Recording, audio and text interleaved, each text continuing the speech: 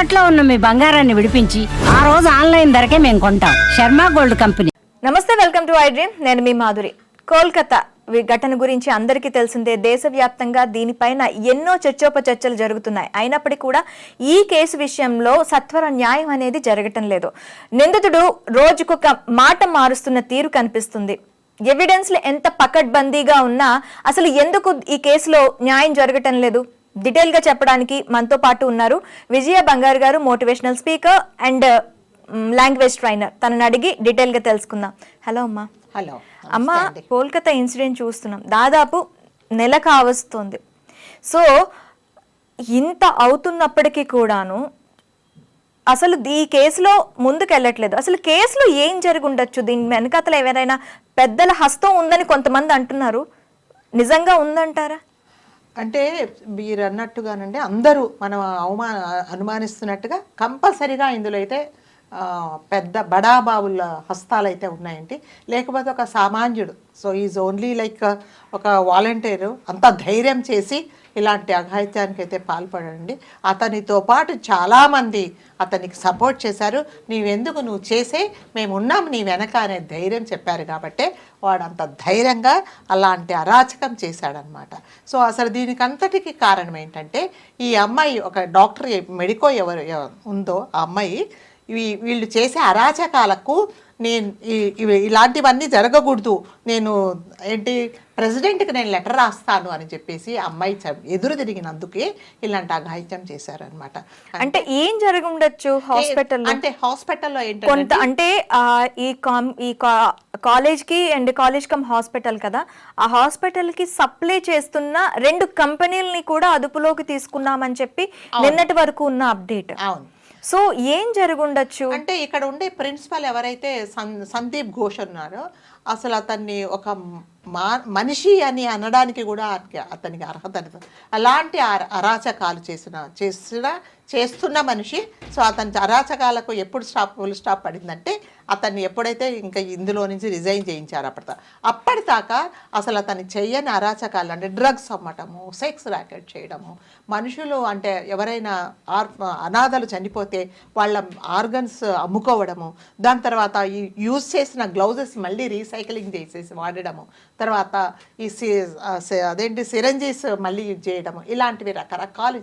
అంతేకాకుండా ఏం చేశాడంటే, అతను ఈ బ్లూ ఫిలిమ్స్ కూడా ఆ హాస్పిటల్లో షూట్ చేసి అంటే చాలా దరిద్రమైన పని చేశాడు. ఎంత అరాచకం అంటే, మనుషులు చనిపోతే, ఆ శవాలు చనిపోతే వాళ్ళ మీద పడి వేరే వాళ్ళని తీసుకొచ్చి వాళ్ళని బలాత్కారం చేస్తున్నట్టు, వాళ్ళతో వీళ్ళు ఏదో ఎంజాయ్ చేస్తున్నట్టు ఉంచి ఆ వీడియోస్ కూడా బయటపడ్డాయి అన్నమాట. అయితే ఇంతకు ముందు కూడా ఈ కాలేజ్లో 6 అమ్మాయిలు సూసైడ్ చేసుకున్నారు అనే వార్తలు వచ్చాయి. ఈ అమ్మాయి కూడా ఫస్ట్ బయటకు వచ్చింది, ఈ అమ్మాయి వార్త కూడా సూసైడ్ చేసుకుంది అనే. మన ఈ కోణంలో మిగిలిన 6 కూడా ఇందులోని విక్టిమ్స్ మనం అనుకోవచ్చా? అంతే కదండి. మరి ఇప్పుడు ఎప్పుడైతే అంటే వాళ్ళు ఒకటే చెప్పదలుచుకున్నారండి, మేము చేసే అరాచకాలకు, మేము చేసే ఇట్లాంటి దుర్మార్గమైన పనికి మీరు ఎవ్వరు ఎదురు చెప్పినా మీ అందరికీ ఇదే గతి అని చెప్పడానికి మాత్రమే ఈ అమ్మాయిని బలి తీసుకున్నారనమాట. ఎందుకంటే ఇంతకుముందు మీరు అన్నట్టుగా 6 మంది అమ్మాయిలు కూడా ఇలా ఎదురు తిరిగినందుకే, సో వాళ్ళు అటు చెప్పుకోలేక ఇటు చెప్పుకోలేక ఏం చేయలేక వాళ్ళు సూసైడ్ చేసుకున్నారు. ఈ అమ్మాయి ఏం చేసిందంటే, చాలా ధైర్యవంతురాలు కాబట్టి మొదటి నుంచి వాళ్ళ పేరెంట్స్ చెప్పడం, ఈ అమ్మాయి చీటికి మాటికి బాధపడేది కాదు, చిన్న విషయాలకు కూడా సెన్సిటివ్ నేచర్ లేదు ఈ అమ్మాయికి. ఏదైనా ఎక్కడైనా తప్పు జరిగితే, అన్యాయం జరిగితే తన గొంతెత్తి మాట్లాడుతుంది, ఆమె వైఖరే అంత అని చెప్పేసి తల్లిదండ్రులు చెప్పారు. అదే యాటిట్యూడ్ ఇక్కడ చూపించింది. అంటే చనిపోవడానికి ముందు, అంటే చంపబడడానికి ముందు కూడా ప్రిన్సిపల్ అని ఎవరైతే చెప్తున్నారో సందీప్ ఘోష్తో దాదాపు 1 అవర్ 2 అవర్స్ ఆర్గ్యుమెంట్ జరిగింది. ఏ ఆర్గ్యుమెంట్ అంటే ఇదే ఆర్గ్యుమెంట్. సో అతను ఇంకొకటి ఏంటంటే, మన దురదృష్టము, కొంతమంది డాక్టర్స్, కొంతమంది స్టాఫ్, కొంతమంది అక్కడ పనిచేసే 4th క్లాస్ ఎంప్లాయీస్ కూడా ఈ సందీప్ ఘోష్కు సపోర్ట్ చేసి అతను చేసే అరాచకాలను సపోర్ట్ చేశారు. సో అందుకని చెప్పేసి అతనికి చాలా పొలిటికల్ బ్యాక్గ్రౌండ్ ఉంది. అతడు ఎంత దుర్మార్గుడు అంటే, సొంత వైఫ్, తన కట్టుకున్న భార్యను, తన నమ్ముకొని ఒక ఇంటి నుంచి అతని ఇంటికి వచ్చిన భార్యను కూడా, ఆమెకి ఏదో సర్జరీ అవుతే ఏదో ఒక మాటకు పోట్లాట జరిగి ఆమె సర్జరీ జరిగితే కూడా కాలుతో తంతే రక్తస్రావం అయిపోతే కూడా పట్టించుకోకుండా వెళ్ళిపోతే బయట పారేస్తే పాపం చుట్టుపక్కల వాళ్ళు వచ్చి కాపాడారు, కానీ హాస్పిటల్లో ఆమె చనిపోయింది. సో అలాంటి అరాచకాలు చేసి, అంటే ఈ భూమి మీద ఎన్ని తప్పులు చెయ్యాలో, ఎన్ని తప్పులు ఉన్నాయో అన్ని తప్పులు చేశాడు ఈయన. ఇది చెయ్యలేదు అనకుండా. సో అమ్మాయిలను బయటికి పంపడం, సర్టిఫికేట్స్ కావాలి, మిమ్మల్ని ఒక మెడికోర్ పాస్ చేయాలి అంటే తప్పకుండా ఇతను చెప్పినట్టుగా వినాలి. సో లేకపోతే ఇలాంటివే అనమాట. సో అంటే కొంతమంది అమాయకులు ఏం చేస్తారంటే, ఎందుకు వచ్చిన బాబు అంటే కొంతమంది ఉంటారు కదండి, మనం ఇంత కష్టపడ్డాము, వీడేదో చెప్పిన మాట వింటే సరిపోదు కదా, సరిపోతుందని అడ్జస్ట్ అయ్యే అమ్మాయిలు కూడా ఉన్నారు. సో వాళ్ళకు ఓకే, వాళ్ళకేం ప్రాబ్లం లేదు. ఎప్పుడైతే ఇతను చెప్పిన మాటకి ఎదురు తిరిగారో ఈ అమ్మాయి బలైపోయింది. సో అందరూ అలా ఉండాలని లేదు కదండి. ఇప్పుడు మీకు నచ్చచ్చు, నాకు నచ్చకపోవచ్చు, మీకు నచ్చింది నాకు నచ్చదు కదా, అలాంటి వాళ్ళలో ఈ అమ్మాయి అనమాట. సో వీడు ఎట్లాగంటే సర్టిఫికేట్స్ కూడా మొన్న సిబిఐ వాళ్ళు వాళ్ళ ఇల్లు సోదా చేసినప్పుడు స్టూడెంట్స్ దగ్గర ఇవ్వాల్సిన సర్టిఫికేట్స్ కూడా ఇతని ఇంట్లో దొరికాయి. కొన్ని డ్రగ్స్ దొరికాయి. దాని తర్వాత ఇతని రూమ్లో ఈ బ్లూ ఫిల్మ్స్ దొరికాయి అనమాట. సో ఇలా ఎన్నెన్నో అరాచకాలు చేశాడనమాట. సో అసలు ఈ మనిషికి ఈ భూమి మీద ఉండే అర్హత లేని మనిషి అనమాట. ఒక డాక్టర్ అంటే మనము వైద్యో నారాయణో హరి అని మనము డాక్టర్ ఏం చెప్తా అది నమ్ముతాము. ఒకవేళ ఎమర్జెన్సీ ఉంది, మీ పేషెంట్ సీరియస్గా అంటే మన ఆస్తులు అమ్ముకొని కూడా అతన్ని సేవ్ చేయిస్తాం. ఎందుకంటే మనం అంత నమ్ముతాం, ఒక డాక్టర్ను అంత నమ్ముతాం. సో అలాంటి పేరు అతను డాక్టర్ అసలు ఎలా అయ్యాడో, ఇన్ని రోజులు ఎందుకు కంటిన్యూ అవుతాడు, because he has political background. అయితే ఈ సంజయ్ విషయానికి వస్తే రోజుకొక మాట మనకి ఫస్ట్ మీడియా ముందుకు రాగానే ఏం చేస్తారు, ఉరి తీస్తారో ఉరి తీయండి అన్న వ్యక్తి ఇప్పుడు నేను హత్యే చేయలేదు, నేను వెళ్ళినప్పటికే అమ్మాయి చనిపోయింది. అసలు ఈ మెంటల్ స్టేటస్ ని మనం ఎలా అనుకోవచ్చు? అసలు స్టేటసే లేదండి, మెంటల్ లేదు, స్టేటస్ లేదు ఆయనకి. ఎందుకంటే అలాంటి మనిషి అనమాట. సో ఒక అమ్మాయిని అంటే ఎవరు ఏ పని చేయమంటే ఆ పని చేయడానికి వెళ్ళాడు అంతే. సో ఏం చేశారంటే అతను ఫస్ట్ మీరు అన్నట్టుగా నేను చేశాను అని చెప్పాడు. దాని తర్వాత ఏం చేశాడంటే చేయలేదని చెప్పాడు. మరి ఎందుకు చెప్పావు అని సిబిఐ ఫస్ట్ ఒప్పుకున్నాను, నన్ను ఉరి తీయండి అని చెప్పాడు. సో నన్ను ఉరి తీయండి, నాకేం ప్రాబ్లం లేదని వాళ్ళు అడిగినప్పుడు ఏమాత్రము అంటే భయము, భక్తి, ఒక పశ్చాత్తాపం లేకుండా, అంటే కొంతమంది తప్పు చేశాను, నేను ఆ క్షణంలో చాలా కోపంతో చేశాను, ఇది తప్పు అనే రియలైజేషన్ లేకుండా చాలా అంటే నిస్సిగ్గుగా భయం లేకుండా నన్ను ఉరి తీసుకోండి నేనే చేశానని చెప్పాడు. అదే మనిషి మళ్ళీ టెస్ట్ చేసినప్పుడు లై డిటెక్టర్లో టెస్ట్ వెళ్ళినప్పుడు నేను చేయలేదని చెప్పాడు. ఎందుకు చెప్పాడు అని అతనికి ఒక లాయర్ అపాయింట్ చేశారండి. ఆవిడ పేరు కవితా సర్కార్ అని. ఆవిడ అడిగింది అనమాట, మరి మీ క్లయింట్ ఎందుకు ఒప్పుకున్నాడు అంటే, పోలీస్ వాళ్ళు భయపెట్టినందుకు ఇలా చెప్పాడు, మీరు నా క్లయింట్ను భయపెట్టి నిజం లాక్కున్నారు, అది నిజం కాదు, ఒప్పుకోమని మీరు ప్రెషర్ చేశారు, అందుకని ఒప్పుకున్నాడు. సో నా క్లయింట్ అస్సలు ఏమి తప్పు చేయలేదు, అతను మిస్టర్ క్లీన్, చాలా మంచివాడు అని చెప్తున్నారనమాట ఆవిడ. అంటే మన దురదృష్టమో అదృష్టమో మనకు తెలియదు. అంటే ఒక లేడీ కదా, నా సాటి మహిళకి, ఒక అమాయకురాలికి మనందరికీ ప్రాణాలు పోసే ఒక డాక్టర్ ప్రాణాలు మనం తీసాం కదా, అంటే అతి కిరాతకంగా చేశాం కదా అనేది ఆమె ఏమాత్రం కూడా ఆలోచించకుండా అతని వైపు నవ్ షీ ఈజ్ ట్రైయింగ్, అతనికి బెయిల్ రావడానికి కూడా ఆమె ట్రై చేస్తుంది. ఒక ఆడదానికి ఆడదే శత్రువు అనడానికి ఇక్కడ నిలువెత్తు అర్థంగా నిలుస్తోంది అడ్వకేట్. అయితే ఇప్పుడు అన్నారనమాట, మరి ఎందుకు ఇలా చేసేవు అంటే ఆవిడ ఇంకొక వర్షన్ అంటే, I don't know how far it is correct.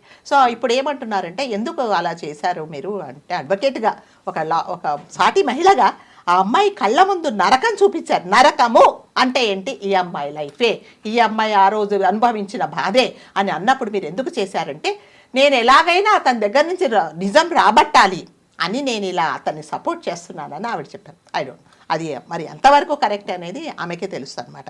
So అందుకని ఇతను ఎందుకు చేశాడంటే, వీటన్నిటికీ కూడా అతను అనుకున్నాడు, నేను ఎంత తప్పు చేసినా కూడా నేను బయటికి వస్తాను, ఎందుకంటే అతనికి ఉండే బ్యాక్గ్రౌండ్ అట్లాంటిది.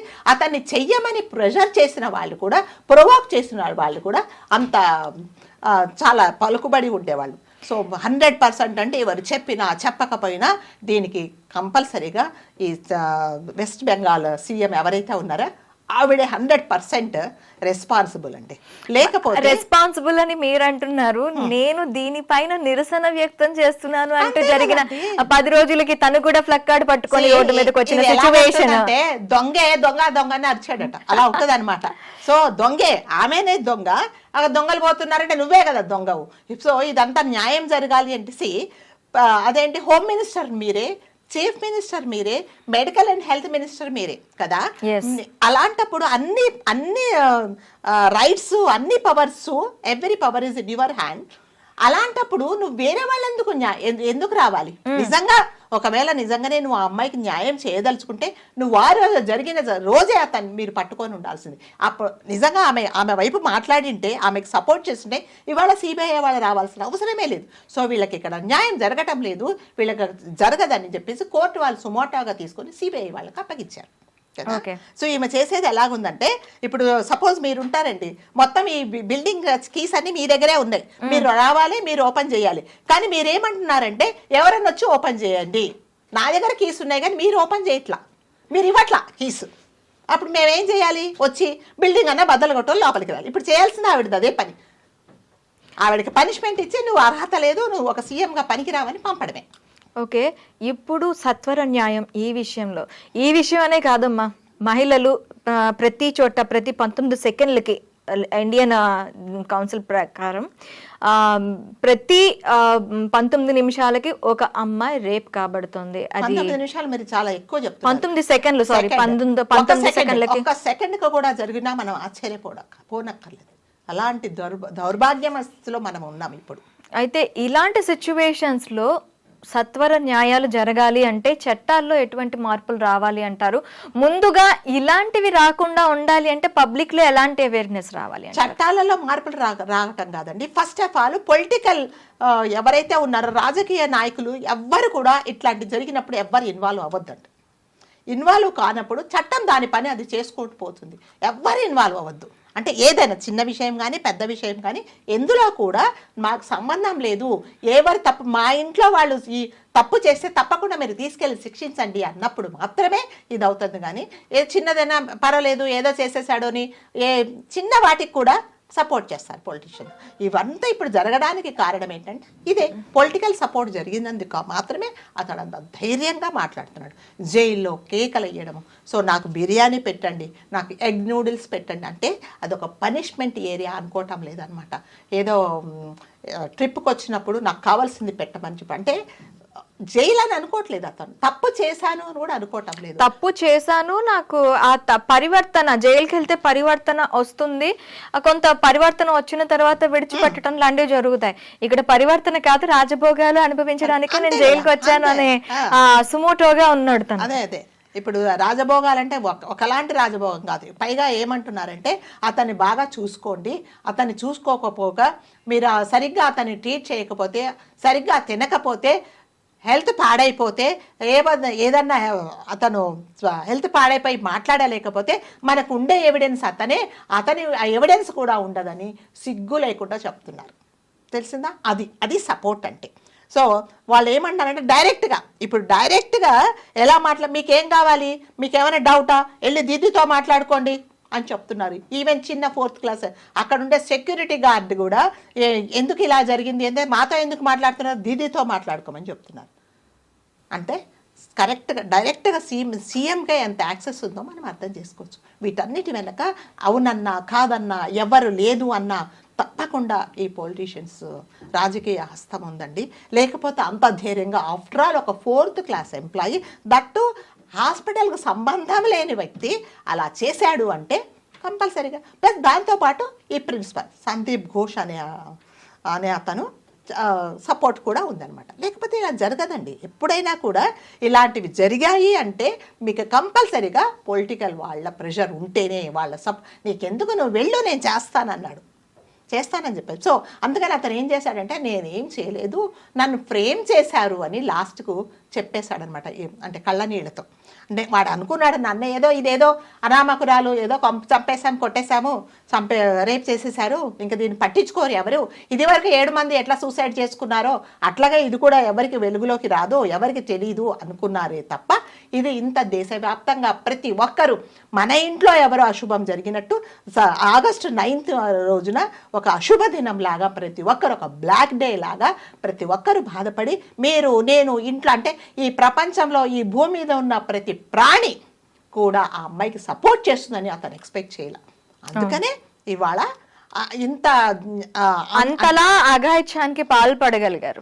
అంతే కదండి. సో అతను అనుకోలేదు, అతను ఎక్స్పెక్ట్ చేయలేదు. ఇది ఏదో చిన్న ఇష్యూ, ఇన్ని రోజులు ఈ సందీప్ ఘోష్ అనేవాడు ఎన్ని అరాచకాలు చేసినా ఎవరికీ తెలియలేదు, ఇది కూడా అలాగే మరుగున పడిపోతుందని, కానీ ఇది ఒక పెద్ద ఇష్యూ అవుతుందని, ఆ ఫ్యామిలీ వెనక అందరూ ఉన్నారని అతను వాళ్ళెవ్వరూ ఎక్స్పెక్ట్ చేయలేదు. అందుకనే ఇలా జరిగింది. సో తప్పకుండా ఇందులో రాజకీయ ఇదేది ఉండదండి. కాకపోతే మనం ఒకటే కోరుకుందాము, ఆ అమ్మాయికి తప్పకుండా న్యాయం జరగాలి. అఫ్కోర్స్ ఆ తల్లిదండ్రులకు కూతురు పోయి ఉండొచ్చు, కానీ ప్రతి ఒక్కరూ మనం అందరము వాళ్ళ ఫ్యామిలీ మెంబర్సే, ప్రతి ఒక్కరం మనము భగవంతుని ప్రార్థిద్దాం. అట్లాగే ఆ జస్టిస్ ఎవరైతే ఉన్నారో చంద్రచూడ్ గారికి కూడా మంచి మనసు ఇచ్చి న్యాయం వైపే అతను మాట్లాడాలని, తప్పకుండా ఎవరైతే తప్పు చేశారో, నేరం చేశారో వాళ్లకు కఠినమైన శిక్ష పడితే ఇంకోసారి ఎవరైనా సరే ఇలాంటిది, అంటే మనం ఇలా చేస్తే ఇలాంటి శిక్షే మనకు అనుభవిస్తాము అనే భయం ఉండేలాగా తీర్పు వస్తుందని, శిక్ష కూడా భయానకంగా ఉండాలి. అదే నేను చెప్తున్నా. ఆ అమ్మాయిని క్షణము అంటే దాదాపు 40 minutes ఒక నరకం చూపించి ఎలా చంపారో అలాగే ఉండాలి. ఊరి తీస్తే 2 సార్లు ఇట్లా గిలగిల కొట్టుకొని పోతాడేమో, అంతే కదా. సౌదీలో దీనికి చట్టాలు ఉంటాయమ్మా. నలుగురిలో వచ్చి వాడిని ఉరి తీస్తారు. అమ్మాయిలకి ఇలాంటి ప్రాబ్లమ్స్ ఏవైనా అంటే నలుగురిలో తీసుకొచ్చి ఉరి తీస్తారు. అదే చెప్తున్నానండి. ఇప్పుడు ఎట్లాగంటే క్షణం వాడు గుర్తు రావాలి, ఓహో నేను ఈ పని చేశాను, నాకు ఈ పనిష్మెంట్ ఇస్తున్నారు, ఈ పని చేశానని ప్రతి క్షణం వాడు భయపడే అంటే వాడికి ఇచ్చిన శిక్ష ఎలాగుంటా అంటే, ఎవరైనా మగవాళ్ళు అమ్మాయిల జోలికి వెళ్ళాలి అంటే రాత్రిపూట కూడా ఉలిక్కిపడి లేచే అంత శిక్ష అనేది ఉంటేనే మాత్రం ఇది బాగుపడదండి. లేకపోతే ఇంతే, ఇది జరుగుతూనే ఉంటుంది ప్రతి ఒక్కరు. అట్లాగే తల్లిదండ్రులు కూడా ఇంట్లో పిల్లలకు, మగపిల్లలకు మరి ముఖ్యంగా మర్యాద. ఇక్కడ మన దేశ సంస్కృతి కానీ మన ఇంట్లో ఉండే పరిస్థితి ఏంటి అంటే, ఆడపిల్లకి రోడ్డు మీద నువ్వు ఎలా నడవాలి చెప్తారు, కానీ ఆడపిల్లతో నువ్వు ఎలా మెలగాలి అని ఏ రోజు ఏ అబ్బాయికి ఏ తల్లిదండ్రులు చెప్పరు. ఏమంటాడు మగాడు? అది మారాలండి. అది మారాలంటే ఎవరు మారాలండి? పేరెంట్సే మారాలి కదా. నువ్వు ఎంతసేపు వచ్చి జాగ్రత్త అమ్మ నువ్వు జాగ్రత్త, ఒకవేళ అబ్బాయిలు ఏదన్నా నువ్వు తల వంచుకొని రా, వాళ్ళకి ఎదురు తిరుగు అని చెప్తున్నారే కానీ, లేదు అబ్బాయిలు మీరు కూడా అమ్మాయిలతో జాగ్రత్తగా ఉండండి, వాళ్ళను మీ అక్క చెల్లెల్లాగా చూడండి, వాళ్ళకి ఏదైనా కష్టం ఉంటే నేనున్నాను అని ధైర్యంగా నీ దగ్గరికి వచ్చి చెప్పుకునేలాగా ఉండమని ఏ తల్లిదండ్రులు చెప్పటం లేదండి. కాబట్టి ఇది ప్రతి ఒక్కరూ, అంటే ఇలాంటివి జరగకుండా అంటే ప్రతి ఒక్కరి నుంచి మార్పు రావాలండి. ఇది మీరు నేను అనుకోవడం, ప్రతి ఒక్కరూ ఇది ఆలోచిస్తేనే ఇది జరుగుతుందండి. ఓకే అమ్మా, థ్యాంక్ యూ వెరీ మచ్.